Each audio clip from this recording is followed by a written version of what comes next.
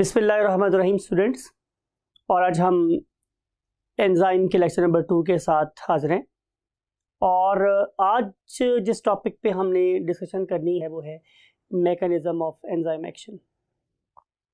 Last lecture का and हमने इसी बात पर किया था कि जो हमारा एंजाइम है वो बेसिकली सबस्ट्रेट के साथ मिलता है और उससे एक एंजाइम सबस्ट्रेट कॉम्प्लेक्स बन जाता है। इसके लिए हमने एक एनिमेशन भी बनवा रखी है। यू कैन सी कि ये आप लोगों के पास एक एंजाइम है और इसके ऊपर आके एक सबस्ट्रेट कंबाइन हो रहा है। You can see in this animation. और जब एक एंजाइम सबस्ट्रेट से मिला तो उसके मिलने से एक एंजाइम सबस्ट्रेट कॉम्प्लेक्स बन गया। अगर हम इसको किसी और व्यू से दिखना चाहें तो उसको दिख सकते हैं। For example something like it, ये मेरे पास एक एंजाइम था और उस पर्टिकुलर एंजाइम के साथ उसकी शेप के एन मुताबिक क्या प्रेजेंट था, एक सबस्ट्रेट, राइट।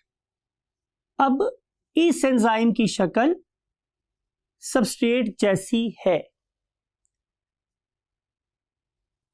बहुत गौर से सुना स्टूडेंट्स आप लोगों ने कि इस एंजाइम की शेप या शक्ल का वो वाला पार्ट जो यहां से शुरू हुआ और यहां पे आके खत्म हुआ, आप लोगों को याद होगा मुझे लास्ट लेक्चर में इस सारे के सारी सरफेस के आगे एक रेड लाइन लगा दी थी। मैं इस सरफेस की बात कर रहा हूं, ये सारी सरफेस, दिस वन। इस सारी की सारी सरफेस को हम लोग नाम देते हैं व्हाट, बाइंडिंग साइट। सो पहला नाम जो आप लोगों के लिए इंपॉर्टेंट है उसका नाम वो क्या है, बाइंडिंग साइट। यानी कि एंजाइम का वो वाला पार्ट जहां पे आके सबस्ट्रेट अटैच हो सकता है उसे हम लोग नाम देते हैं व्हाट, बाइंडिंग साइट। यानी कि अगर मैं एंजाइम को एक लॉक से तशबीह दूं तो लॉक भी वो वाली जगह जहां पे मैं चाबी को इंसर्ट कर रहा हूं वो क्या कहलाएगी, बाइंडिंग साइट। इसका मतलब ये हुआ कि मेरी एग्जांपल में जो चाबी है वो सबस्ट्रेट है और जो एंजाइम है वो एक लॉक है।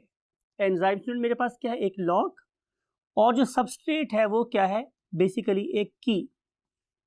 मैं दोबारा से क्यों रीइंफोर्स करने के लिए यहाँ पे प्रॉपर वर्ड सबस्ट्रेट लिख भी रहा हूँ आप लोगों के लिए ताकि आप भूले नहीं।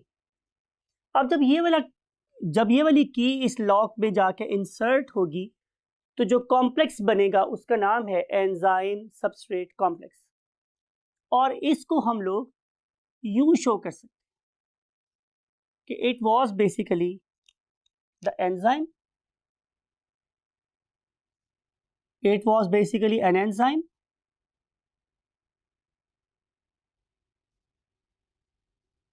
और इसके अंदर आके फिट हो गया है हमारा क्या, सबस्ट्रेट। और ये बन गया मेरे पास एंजाइम सबस्ट्रेट कॉम्प्लेक्स। और इस एंजाइम सबस्ट्रेट कॉम्प्लेक्स का बनना इस बात की गारंटी हो सकता है कि रिएक्शन आगे ना भी चले। मिसाल के तौर पे ये बिल्कुल पॉसिबल है कि मैंने एक की लॉक के अंदर इंसर्ट की तो लॉक अनलॉक ही नहीं हुआ, राइट। इसका मतलब है कि लॉक के बाइंडिंग साइट उस की का स्ट्रक्चर जैसे थे लेकिन जो उसके अंदर दंदाने थे हमारी की के ऊपर बने हुए वो बिल्कुल लॉक के लीवर्स जैसे नहीं थे, लिहाजा वो अनलॉक नहीं हुआ। इसका मतलब ये होगा कि बाइंडिंग साइट के अलावा भी एक चीज और इंपॉर्टेंट है और उस बड़ी ही इंपॉर्टेंट चीज को हम नाम बोलते हैं व्हाट, कैटालिटिक साइट। यानी कि अगर मैं आप लोगों के सामने एक चाबी को ड्रॉ करूं स्टूडेंट तो आपको नजर आएगा कि उसमें ये चीज इंपॉर्टेंट है। एक ये वाली लाइन है स्टूडेंट, ये वाली लाइन जिसके जो गाइड के तौर पर यूज होती है और हम उसके अंदर उसको लॉक के अंदर इंसर्ट कर सकते हैं। लेकिन ऐसा हो सकता है कि ये लाइन, ये स्लिट 2-3 तालों की सेम हो, मीन बाइंडिंग साइड सेम हो, लेकिन वो जगह जहां से बेसिकली हमने ताले के लीवर्स को एडजस्ट करके खोलना है that is called as what, उसकी कैटालिटिक साइट, वो इंपॉर्टेंट। तो दूसरी चीज जो इंपॉर्टेंट है स्टूडेंट वो उसको मैं फॉर एग्जांपल इस पॉइंट पे इस ब्लू कलर से इंडिकेट कर रहा हूं। मैं एक कॉन्सेप्ट भी आप लोगों को देना चाह रहा हूं वो ये है कि यूं इमेजिन कर लें कि आपने बर्फ तोड़नी है। अगर आपने बर्फ को तोड़नी है तो आप एक सुआ इस्तेमाल करेंगे। तो क्या सुआ हर जगह से बर्फ को तोड़ रहा होता है? तो आंसर इज नो। हम सुए की सारी फोर्स को कॉन्सेंट्रेट कर देते हैं एक खास पॉइंट पे जिसे हम टिप ऑफ द सुआ बोल रहे हैं, राइट। जब मैं सुआ मारूंगा तो मेरी सारी एनर्जी किस में ट्रांसफर हो जाएगी? आइस में, और आइस टूटना शुरू हो जाएगी। वो सारी की सारी फोर्स एक पॉइंट पे कॉन्सेंट्रेट हो रही है। सिमिलरली एंजाइम भी अपनी सारी की सारी डाई इलेक्ट्रिक फोर्स, अपनी इलेक्ट्रोस्टैटिक फोर्स एक खास पॉइंट पे लगाता है। उस पर्टिकुलर खास पॉइंट को हम नाम देते हैं कैटालिटिक साइट। इसका मतलब ये हुआ कि कैटालिटिक साइट बाइंडिंग साइट का एक पार्ट है। सो इस पर्टिकुलर पॉइंट को हम बोलेंगे व्हाट? Catalytic site. अब इस कैटालिटिक साइट की मदद से ये वाला सबस्ट्रेट प्रोडक्ट्स में कन्वर्ट हो जाएगा। यानी कि ये मेरे पास एक बर्फ का बड़ा ब्लॉक था जो अब दो छोटे ब्लॉक्स में कन्वर्ट हो गया। और इस वाले केस में जो एंजाइम है वो क्या है? सुआ। और व्हाट इज कैटालिटिक साइट? वो पॉइंट कि जहां पे हमने सारी की सारी फोर्स को बर्फ में कन्वर्ट कर दिया। अगले स्टेप में स्टूडेंट्स क्या होगा? श्योर, बिल्कुल सही फरमाया आप लोगों ने कि enzyme will come out of the reaction unaffected. उसे तो फर्क ही कोई नहीं पड़ा, वो बिल्कुल एज सच वहां से बाहर निकल आया। लेकिन जो मेरा सबस्ट्रेट था वो किस में कन्वर्ट हो गया? दो पीसेस में। और जो दो पीसेस है उनका नाम मेरे पास क्या है? प्रोडक्ट्स, यानी कि P1 प्लस P2। तो ये दो प्रोडक्ट्स मेरे पास ऑब्टेन हो। इस वाले केस में जो मैंने मॉडल यूज किया आप लोगों के लिए वो क्या था? लॉक एंड की मॉडल। इस वाले केस पे मैंने एनर्जी यूज की एंजाइम की विद द लॉक, और मैंने सबस्ट्रेट को यूज किया एज अ की, राइट। अब सवाल ये है कि इस पर्टिकुलर मॉडल को यूज करने की लॉजिक क्या है? तो इसका आंसर ये है कि इस वाले केस में बेसिकली हम एंजाइम की स्पेसिफिसिटी को शो कर रहे हैं। What is its advantage? Advantage ये है to show molecular level specificity of an enzyme। हम लोग ये वाला मॉडल यूज करते हैं। ये डिपिक्ट कर रहा है, ये बता रहा है, ये मुझे इन्फॉर्म कर रहा है कि बेसिकली एंजाइम एक रिजिड स्ट्रक्चर है। Enzyme is a rigid structure जो अपनी शेप को कभी भी चेंज नहीं करता। यानी कि अगर आप लोगों के पास एक मॉलिक्यूल है ग्लूकोज 6 फॉस्फेट, और इसी के एक सिस्टर मॉलिक्यूल है उसका नाम है फ्रुक्टोज 6 फॉस्फेट। अब दोनों ही आप लोग पढ़ के आए हैं कि दोनों ही हेक्सोजेस हैं, लेकिन जो एंजाइम इसके साथ बाइंड कर रहा है वो इसको कैटलाइज नहीं कर सकता, और जो इसको कैटलाइज करता है वो इसको कैटलाइज नहीं कर सकता। तो इसलिए यहाँ पे हम लोगों ने इस मॉडल को यूज किया है to explain what the very rigid structure of what? Enzyme. इसको डिस्क्राइब किया था एमएल फिशर ने 1890 के अंदर।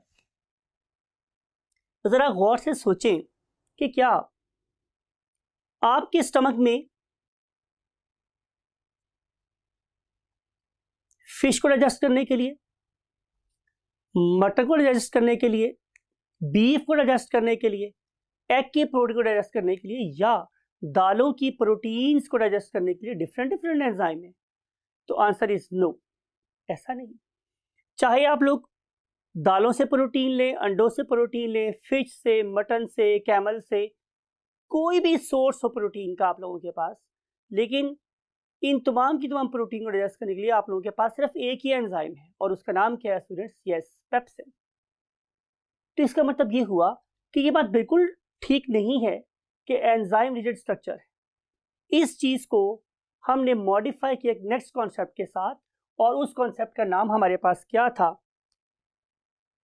Induced fit model. Induced fit model of enzyme action और इस पर्टिकुलर मॉडल को प्रपोज किसने किया था स्टूडेंट्स? इसको प्रपोज किया था कॉशलैंड ने। किस ईयर में? इन 1959। He was of the view, उसका ख्याल ये था स्टूडेंट्स कि जब कभी भी कोई एक सबस्ट्रेट एंजाइम के पास आता है, मेरे अल्फाज को गौर से सुने, कि जब भी कोई सबस्ट्रेट एंजाइम के पास आता है तो एंजाइम उस सबस्ट्रेट की शक्ल देख के अपनी शक्ल को मॉडिफाई कर लेता है। मिसाल के तौर पे कोई अच्छा सा बंदा आप लोगों के पास आए तो आपके चेहरे पे मुस्कान आ जाती है। So same is the case here कि जो एंजाइम है ये अपनी शक्ल को मॉडिफाई करते रहते हैं और करने की सलाहियत रखते हैं depending upon the nature of substrate. उनके देखे से जो आ जाती है मुंह पे रौनक, लोग कहते हैं कि बीमार का हाल अच्छा है। Right students? तो ये इसलिए हम आपको क्या बोलेंगे कि whenever a substrate approaches an enzyme, तो enzyme can modify its shape. Enzymes can modify its और देयर शेप्स। और इसकी जो बेस्ट एग्जांपल है वो ये है कि all sorts of proteins can be digested in the stomach। लेकिन आप गौर करें कि अभी भी एंजाइम वही है, प्रोटीन को प्रोटीन वाले एंजाइम ने डाइजेस्ट किया है। तो इस लिहाज से all sorts of protein can be digested in the stomach by the same enzymes, by the same enzyme।